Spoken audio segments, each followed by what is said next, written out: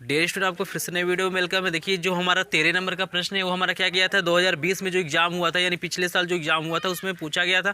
आप जानते हैं कि एक साल गैप रहा है, एग्जाम हुआ नहीं है, वैसे प्रमोट किया गया है। तो देखिए, मैं इसमें लेके आया हूँ बालाजी प्रकाशन का जो हमारा 10 नंबर से लेकर 13 नंबर तक का प्रश्न बेहद इंपॉर्टेंट प्रश्न है। तो देखिए, वृक्ष पे आधारित एक प्रश्न लिया, बहुत इंपॉर्टेंट प्रश्न है, लगातार पूछा जाता है और ये 13 नंबर प्रश्न बेहद इंपॉर्टेंट है। चलिए इस वीडियो को स्टार्ट करते हैं और बताते हैं इन क्वेश्चनों को हम लोग कैसे सॉल्व करते हैं रेगुलर वीडियो। तो देखिए, हमारे जो 10 नंबर प्रश्न दिया है उसमें क्या कह रहा है कि एक वृक्ष का ऊपरी भाग हवा से टूटकर भूमि से जा लगा है। ठीक है ना। ये जैसे देखिए हमारा AC जो हमारा पूरा पेड़ है और यहाँ बिंदु 20 ये क्या हुआ है, टूट गई, ये जमीन पे जाके लग गया। ऐसे जब पेड़ मान लीजिए टूटता है तो जमीन पे ही जाता है, आप इजीली जानते हैं। अगर ये भाग जितना होगा उतना ही क्या है, ये है, क्योंकि यही वाला पार्ट क्या हुआ, टूट के यहाँ पे जमीन पे लगा हुआ है। ठीक है ना। तथा भूमि से 45 अंश का कोण बना रहा है। ये कितने अंश का कोण बना रहा है, भूमि से 45 अंश का बना रहा है। वृक्ष की जड़ से उस बिंदु की दूरी जहाँ वृक्ष का शीर्ष भूमि को छूता है, ये बता रहा है जहाँ पे टूट के ये भूमि को छू रहा है, वहां से लेके ये पेड़ जो है वृक्ष है, इसके जड़ तक की जो दूरी है हमारा 6 मीटर दिया हुआ है। तो कह रहा है वृक्ष की ऊंचाई बताइए। तो देखिए प्रश्न हमारा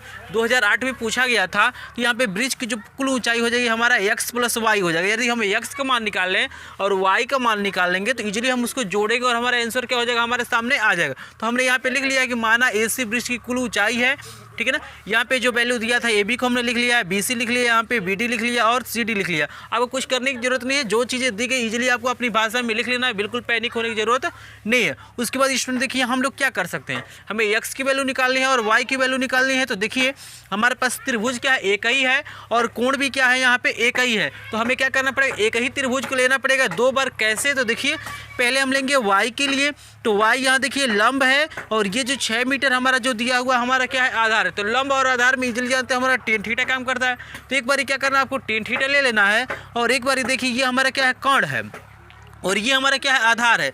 तो कर्ण और आधार में स्टूडेंट हमारा जो फार्मूला होता है cos थीटा। तो एक बार tan थीटा को लेना है, एक बार cos थीटा को लेना है, इजीली हमारा क्वेश्चन सॉल्व हो जाएगा। तो यहाँ देखिए हमारा जो tan थीटा होता है, तो यहाँ देखिए tan थीटा के जगह फार्मूला लिखना चाहे तो लिख सकते हैं कि tan थीटा बराबर होता है लंब बटे आधार। तो मैं यहाँ पे डायरेक्ट मान भर रहा हूँ। तो tan थीटा के जगह मेरा 45 अंश है बराबर, यहाँ पे लंब बटे आधार होता है तो लंब का मान हमको y दिया हुआ बटे हमारा आधार हो जाएगा 6। tan 45 अंश का मान आपको पता है 1 होता है, 1 बराबर हो जाएगा y बटे 6 और यहाँ पे भी 1 मान लेंगे तो ये गुणा करेंगे तो y बराबर हमारा हो जाएगा 6 मीटर।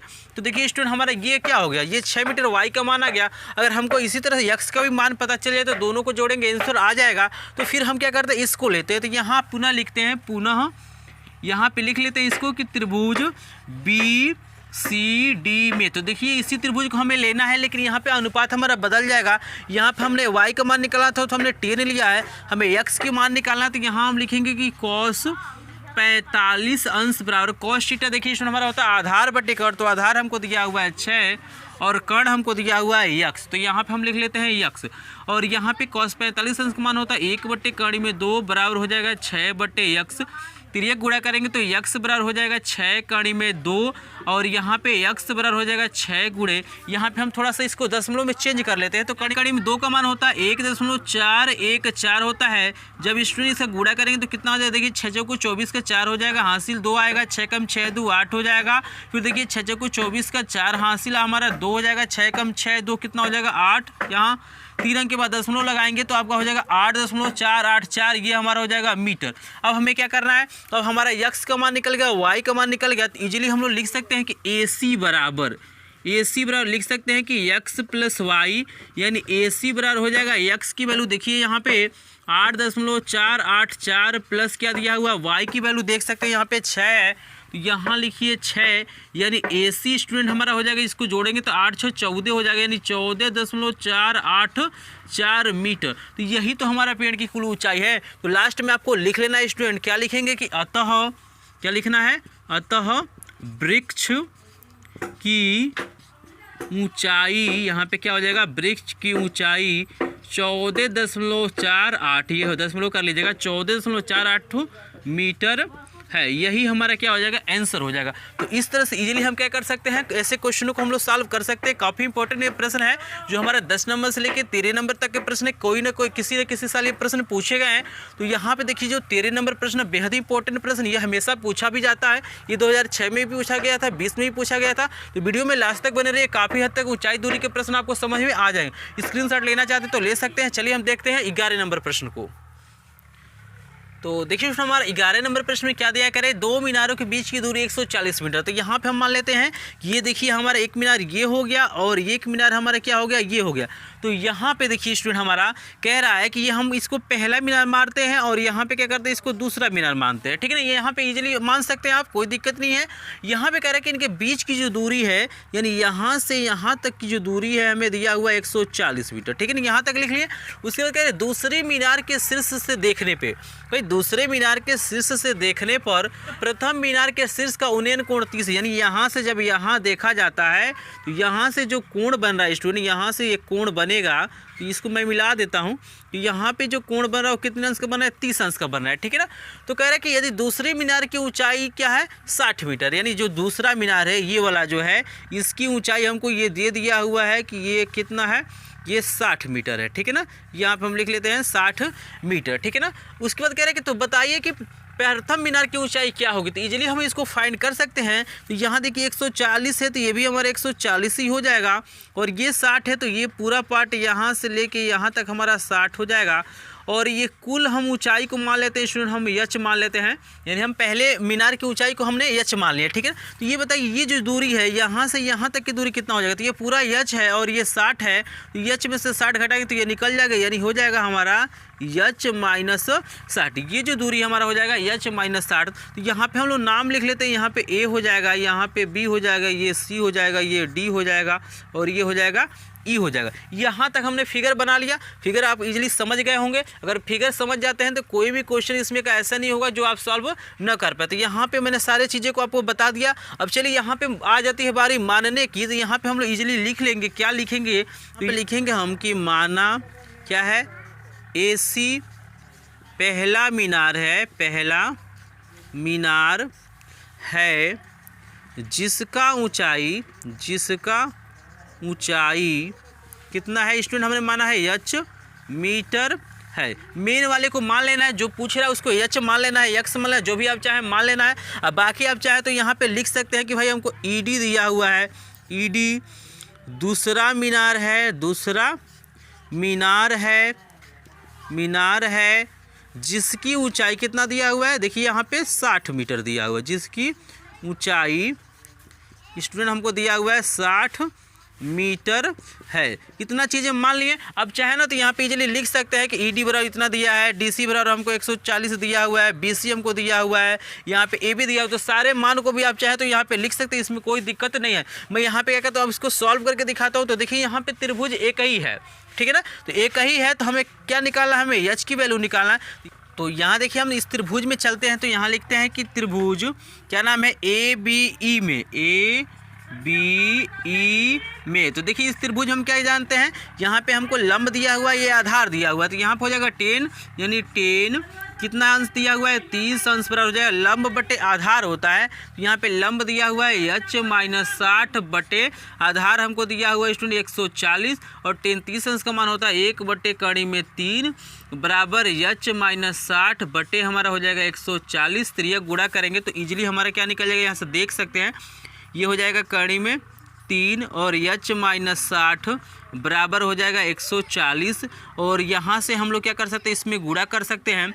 तो कड़ी में 3 यच माइनस 60 कड़ी में 3 बराबर हो जाएगा 140।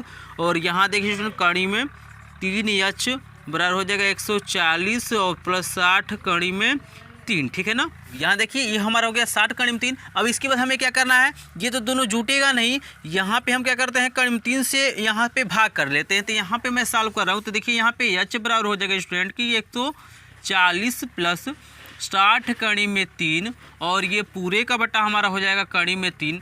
अब इसके बाद क्या करना है, हमें कड़ी में इस कड़ी को हटाना है। तो इस कड़ी को हटाने के लिए हम ऊपर नीचे कड़ी में 3 से गुणा करते हैं। तो यहाँ लिखेंगे एच बराबर ये हो जाएगा 140 प्लस 60 कड़ी में 3 और पूरे का बटा हो जाएगा कड़ी में 3। फिर यहाँ गुणा करते हैं कड़ी में 3 से और यहाँ भी गुणा करते हैं कड़ी में 3 से।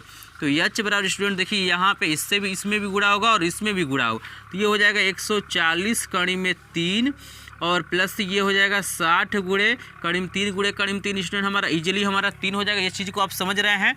और बटे ये कड़ी में 3 गुणे कड़ी में 3 हमारा हो जाएगा 3, यानी एच बराबर हो जाएगा स्टूडेंट 140 गुणे करीब 3 का मान होता है 1.732 प्लस ये 36 यानी 180 हो जाएगा, और पूरे का बटा हमारा हो जाएगा 3 यानी h बराबर स्टूडेंट हमारा हो जाएगा। देखिए 140 से जब 1.73 में जब हम लोग क्या करेंगे गुणा करेंगे तो हमारा निकल के आएगा 242.48 प्लस का 180 और पूरे का बटा हमारा हो जाएगा 3। शेष पार्ट को मैं यहाँ पे सॉल्व करूँगा। तो यहाँ देखिए आप गुणा करके चेक कर सकते हैं। अगर कोई भी दिक्कत होता है, अगर आंसर में थोड़ा सा भी गड़बड़ी आता है तो कमेंट में आप जरूर पूछिएगा स्टूडेंट। इजीली जब 140 में हम क्या करेंगे 1.73 से गुणा करेंगे तो मेरा आएगा 242.48। यहाँ देखिए इसको जब जोड़ते हैं तो देखिए क्या मिलता है, h बराबर हमारा हो जाएगा, यानी हमें क्या करना है 180 में जोड़ना है 242.48। जब जोड़ेंगे तो आएगा 422.48। क्या आएगा 422.48। पूरे का बटा हमारा हो जाएगा 3, और जब इसमें 3 से जब भाग करेंगे स्टूडेंट तो इजीली हमारा निकल के आ जाएगा 140.8 मीटर। तो 140.8 मीटर ही हमारा क्या हो जाएगा, ये जो हमारा क्या है पहला मीनार है उसकी ऊंचाई हो जाएगा। तो इस तरह से इजीली हम क्या कर सकते हैं क्वेश्चनों को सॉल्व कर सकते हैं। लेकिन एक बात आपको ध्यान रखना है कि लास्ट में आपको लिखना है कि अतः पहले मीनार की ऊंचाई कितनी आई है 140.8, यहाँ पे हिंदी में लिखिएगा 140.8 मीटर है। तो ये चीज़ें आपको लिखना है लास्ट में, तभी आपको क्या होगा पूरा का पूरा नंबर मिलता है और काफ़ी एक्टिविटी दिखाई देता है। लास्ट में आंसर डाल के ब्लैक पेन से लिखेंगे एग्जाम में तो काफ़ी अच्छे नंबर आपको मिल सकते हैं। तो मुझे आशा ये क्वेश्चन इजीली आपको समझ में आ गया होगा। कोई भी डाउट होगा तो कमेंट सेक्शन में कमेंट कीजिएगा। और चलिए हम देख लेते हैं 12 नंबर का प्रश्न। 12 के बाद हम लोग देखेंगे 13 नंबर का प्रश्न। देखिए 13 नंबर 2006 में भी पूछा गया है, 20 में भी पूछा गया, ये 12 नंबर भी प्रश्न पूछा गया है। यहाँ पे लिखा नहीं गया, आपने बुक में देख सकते हैं 2 साल ये भी क्या हुआ लगातार पूछा गया है। तो स्क्रीनशॉट लेना है तो ले सकते हैं। तो देखिए इसमें 12 नंबर प्रश्न में क्या कह रहा है कि सूर्य के प्रकाश में 45 मीटर ऊंचे मीनार की छाया 45 करीब 3 मीटर है। तो सूर्य का उन्नयन कोण हमें ज्ञात करना है। तो सबसे पहले इसका हम लोग फिगर बना लेते हैं। तो यहाँ पे हम मान लेते हैं ये हमारा क्या हो गया, यहाँ पे कोई मीनार हो गया है, देख सकते हैं इजीली। और इसकी जो छाया होगी, ये जो हमारा आधार है नीचे वाला ही छाया होता है, तो यहाँ पे हम इसके छाया को भी यहाँ पे इजीली बना लेते हैं स्टूडेंट।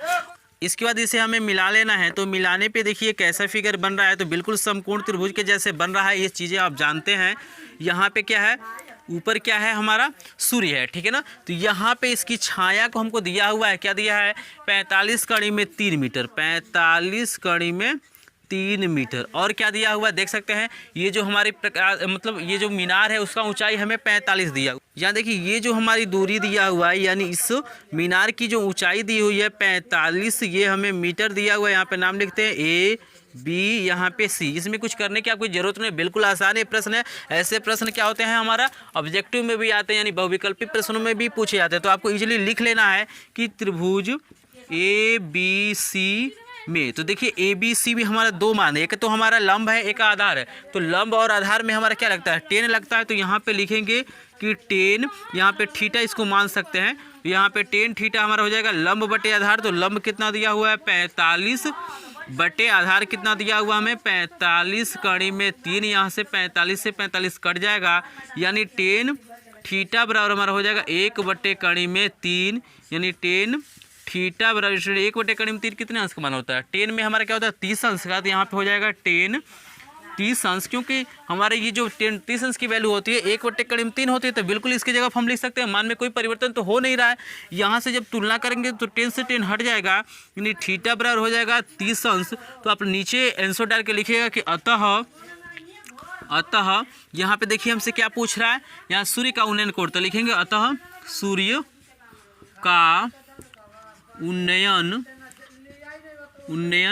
कोण 30 अंश है। तो यही स्टूडेंट हमारा क्या हो जाएगा आंसर हो जाता है। लास्ट में ये चीज़ें आप लिख लीजिएगा, मेंशन कर लीजिए, ताकि आपको अच्छे से अच्छे नंबर मिल सके। तो मुझे आशा ये भी क्वेश्चन इजीली समझ में आएगा। चलिए बहुत ही इंपॉर्टेंट प्रश्न हम चलते हैं 13 नंबर प्रश्न को देखते हैं। यहाँ पे 2 कोण दिया गया है और दोनों कोण क्या हो रहे हैं यहाँ पे अवनमन बन रहे हैं। तो देखते हैं इसका फिगर कैसे बनता है।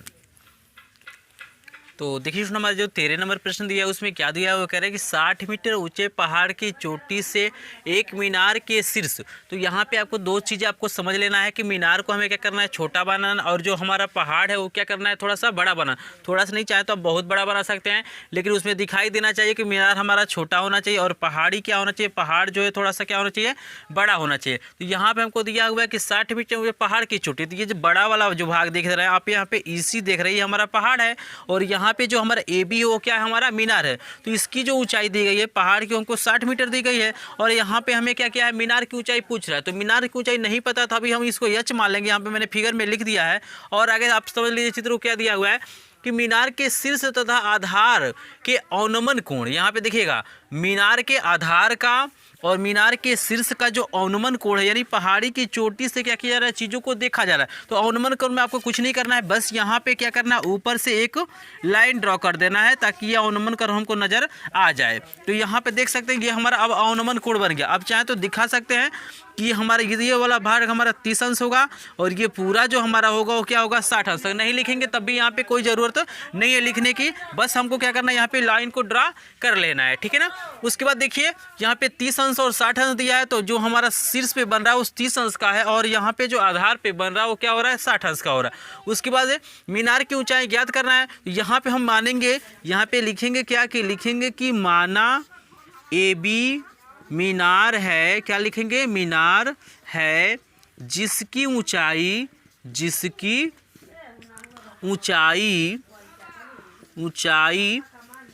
H मीटर है। हमने इसको माना है H मीटर है, ठीक है ना। उसके बाद लिखेंगे कि हमारा क्या हो रहा है, EC पहाड़ है जिसकी ऊंचाई कितना दी गई है, 60 मीटर, जिसकी ऊंचाई 60 मीटर है। तो इस चीज़ को मान लेना है। और भी बहुत सारे चीज़ें आप चाहे तो लिख सकते हैं, जैसे लिख सकते हैं कि BC आपका क्या है, X है, तथा BC बराबर X मीटर। इस चीज़ को भी लिख सकते हैं। यहाँ से भी लिख सकते हैं कि AB बराबर क्या हो जाएगा, CD बराबर यहाँ पे क्या हो जाएगा, H मीटर, यानी ED बराबर 60 माइनस H मीटर। तो जितनी चीज़ें दी गई है मेन यही होता है, बाकी जितनी चीज़ें दी गई है आपको ईजिली लिख लेना है। आपको इसमें टेंशन लेने की बिल्कुल ज़रूरत नहीं, ईजिली अपने भाषा में लिखेंगे, पूरा का पूरा क्या होता है, सही होता है। इसके बाद हमें देखिए 2 त्रिभुज यहाँ पे बनेगा, क्योंकि यहाँ पे 2 कोण बन रहा है, तो 2 त्रिभुज बनेगा। दोनों त्रिभुजों को लेंगे और हम क्या करेंगे वहाँ पे, तो यहाँ देखिए 2 त्रिभुज बन रहा है, दोनों त्रिभुजों से क्या करने का, 2 समीकरण बनेगा, दोनों को हल करेंगे, इजीली हमारा आंसर आ जाएगा। तो हम सबसे पहले लिखते हैं बड़े वाले त्रिभुज को। तो यहाँ पे लिखेंगे कि त्रिभुज बड़े वाले का नाम देख सकते हैं ECB, लिख सकते हैं कि ECB में। तो यहाँ देखिए हमारा कौन सा यहाँ पे अनुपात काम करेगा।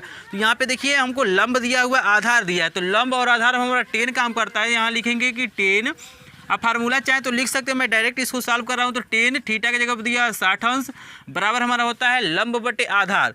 यहाँ पे लंब देखिए कितना दिया हुआ है, पूरा हमारा देखिएगा इस त्रिभुज को ले रहे हैं, बड़ा वाला जिसमें 60 अंश का बन रहा है।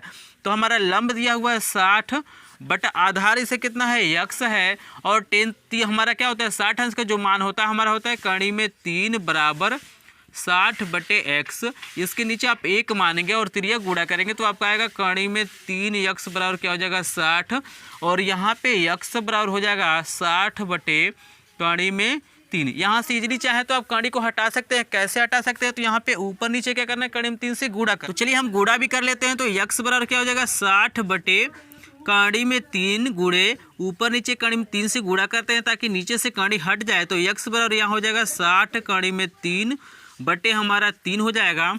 तो यहाँ देखिए 3 से कट जाएगा 20 बारी में, यानी हमारा हो जाएगा X बराबर हो जाएगा कि 20 कड़ी में 3 मीटर। ये तो हमारे निकलेगा X की वैल्यू। हमने त्रिभुज लिया है कौन सा, ECB में। अब हमारे पास एक और त्रिभुज दिखाई दे रहा है EDA, तो हम ले लेते हैं। इसके बाद से लिखेंगे कि त्रिभुज, यहाँ पे इसको सेपरेट कर देता हूँ, तो ये हो जाएगा त्रिभुज EDA। क्या हो जाएगा, EDA में। तो बिल्कुल इसी तरह से यहाँ देख लेंगे हम, यहाँ भी हमें लंब दिया हुआ है और आधार दिया हुआ है। तो लंब और आधार में हमारा क्या होगा, 10 ही काम करेगा। तो यहाँ पे इसमें भी लिखेंगे कि 10, यहाँ पे थीटा की जगह पे 30 अंश है, और इस लंब की जगह देखिएगा ED का मान हमारा 60 माइनस H है। तो यहाँ हो जाएगा 60 माइनस H पूरे का बटा, यहाँ देखिए आधार इसका भी X ही है, तो यहाँ पे X हो जाएगा। और 10 30 अंश का मान आपको पता ही होगा क्या होता है कि 1 बटे ये हो जाएगा कड़ी में 3 बराबर 60 माइनस यच बटे यक्स। और यहाँ पे जब त्रिज्या गुणा करेंगे तो स्टूडेंट यक्स बराबर हमारा हो जाएगा, यहाँ देखिए कड़ी में 3 तो रहेगा ही, 60 माइनस क्या हो जाएगा, यच हो जाएगा। ठीक है ना। अब देखिए हमें क्या करना है, यहाँ पे हमें x की वैल्यू तो निकालनी नहीं है, हमें निकालनी है h की वैल्यू। तो यहाँ पे हम लोग क्या करते हैं, x के जगह पे ये हम मान रख लेंगे यहाँ पे। तो यहाँ देखिए स्टूडेंट, यहाँ पे जो x की वैल्यू निकली हुई है, इस x की वैल्यू की यहाँ पे रख लेते हैं। तो हमारा हो जाएगा 20 कड़ी में 3 बराबर हो जाएगा कड़ी में 3, और यहाँ हमारा हो जाएगा देखिए 60 माइनस यच। कैसे आया है तो यहाँ पे हम बगल में लिख सकते हैं कि यक्स बराबर 20 कड़ी में 3 रखने पर। तो ये हमारे पास मान है। आप चाहें तो समीकरण नंबर 1 बना लीजिए, इसमें समीकरण नंबर 2 बना लीजिए और लिख दीजिए कि समीकरण 1 का मान समीकरण 2 में रखने पर, इसमें भी कोई दिक्कत नहीं है। यहाँ देखिए स्टूडेंट हमारे देख सकते हैं, ये हमारा कड़ी में 3 इधर गुणा है तो इधर जाएगा तो भाग हो जाएगा। अच्छा यहीं पे भी काट सकते हैं, कड़ी में 3 से कड़ी में 3 कट जाएगा, यानी 20 बराबर हो जाएगा 60 माइनस यच।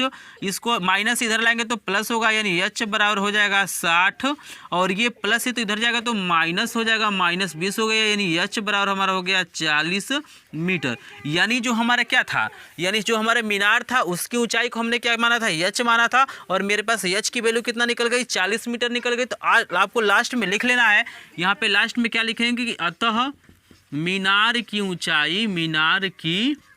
ऊंचाई कितना आया है, 40 मीटर है। तो यही स्टूडेंट हमारा क्या हो जाएगा, आंसर हो जाएगा। काफ़ी इंपॉर्टेंट प्रश्न ये 2006 में भी पूछा गया था, 20 में भी पूछा गया था। मुझे आशा है कि ये क्वेश्चन आपको इजीली समझ में आ गया होगा। अगर क्वेश्चन समझ में आ गया तो इसका स्क्रीनशॉट ले लीजिए। तो स्टूडेंट मुझे लग रहा है कि अब ऊंचाई दूरी के प्रश्न आपको काफ़ी हद तक समझ में आ गए होंगे। अगर नेक्स्ट वीडियो देखना चाहते हैं तो चैनल को सब्सक्राइब भी कर लीजिएगा, क्योंकि सब्सक्राइब करेंगे, नोटिफिकेशन बेल को प्रेस करेंगे, तभी ये क्या होगा, आपको वीडियो आगे का मिलेगा। और वीडियो पसंद आए तो वीडियो को लाइक भी कीजिएगा। मिलते हैं आपसे नेक्स्ट वीडियो में, तब तक के लिए धन्यवाद।